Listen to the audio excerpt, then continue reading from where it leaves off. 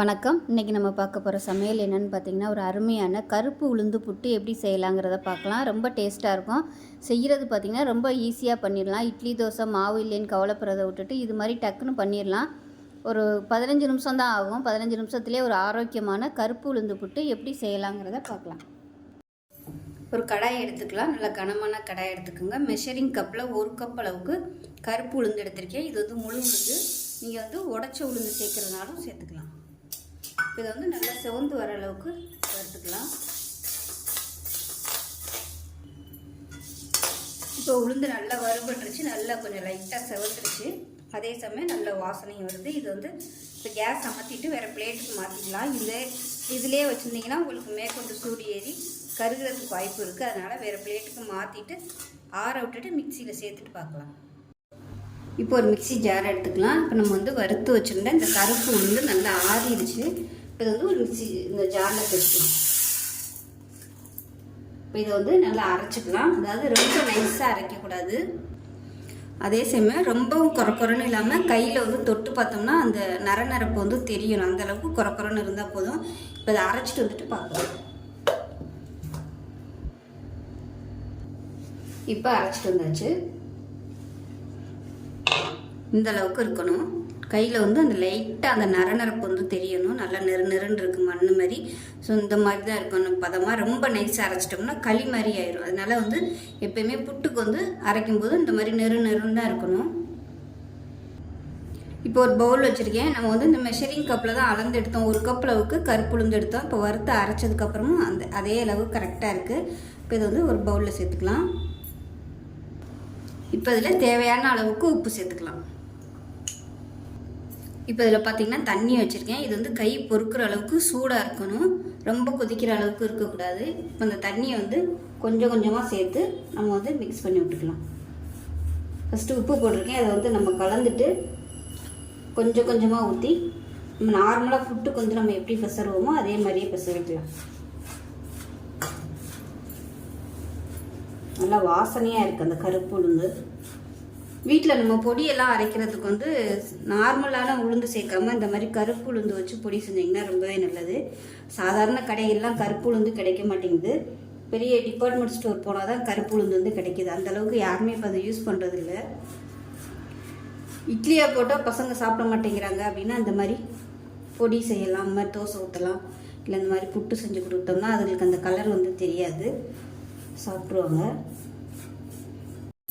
இப்போ இது நல்லாவே தண்ணி ஊற்றி நல்லா மிக்ஸ் பண்ணிவிட்டேன். இப்போ உங்களுக்கு இப்படி பிடிச்சிங்கன்னா அது மாதிரி கொழுக்கட்டை மாதிரி பிடிக்க வரணும். உதுத்து விட்டிங்கன்னா ஆட்டோமேட்டிக்காக அதுவாக உதுந்துடணும்.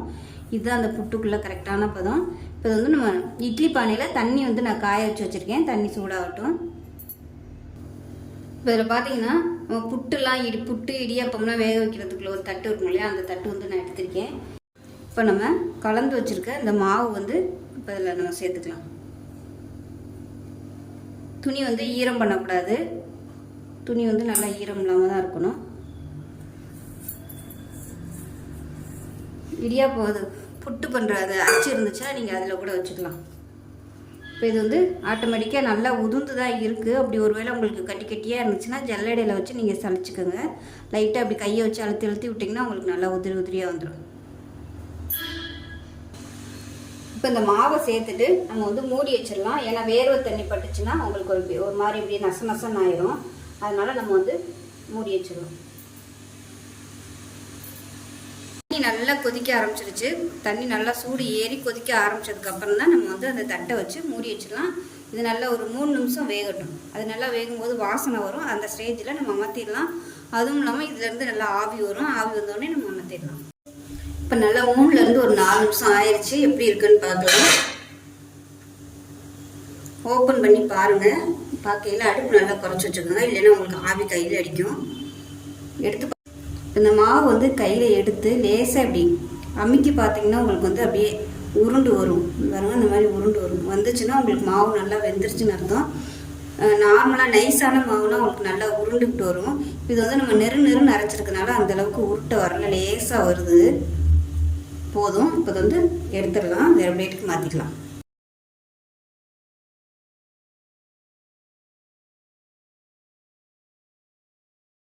இப்போ நமக்கு அருமையான கருப்பு உளுந்து புட்டு ரெடி ஆயிடுச்சு. இப்போ இதை ஒரு பவுலுக்கு மாற்றிக்கலாம்.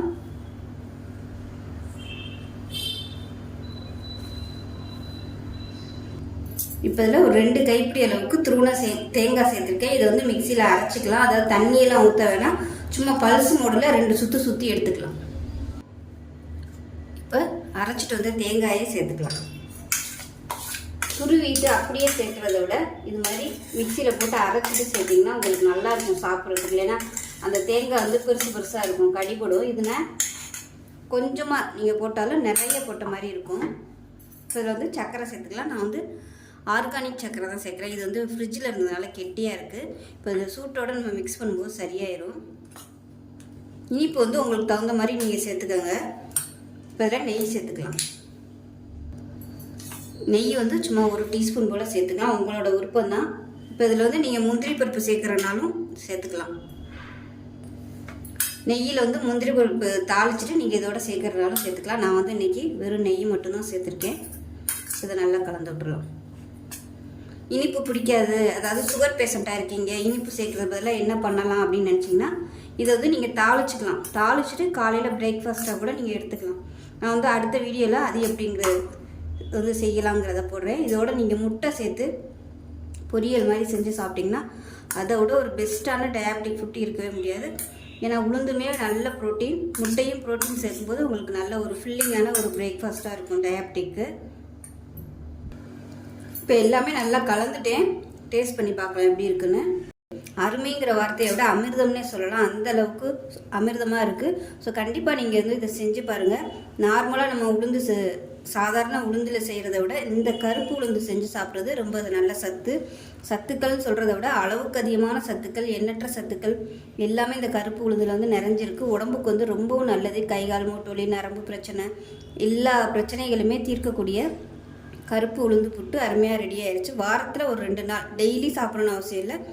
வாரத்தில் ஒரு 2 நாள் இல்லை 1 நாள் கூட நீங்கள் வந்து சாப்பிட்லாம். இட்லி தோசைக்கு மாவு இல்லைன்னு கவலைப்படுறத விட இது மாதிரி நீங்கள் செஞ்சு சாப்பிட்லாம். இது வந்து நல்ல ஒரு பெஸ்ட்டான பிரேக்ஃபாஸ்ட்டுன்னு சொல்லலாம். டயாபெட்டிக்காக இருந்தால் நீங்கள் வந்து ஏற்கனவே சொன்ன மாதிரி தாளித்து சாப்பிட்லாம் முட்டை சேர்த்து. நான் அடுத்த வீடியோவில் கண்டிப்பாக அதை வந்து போஸ்ட் பண்ணுறேன்.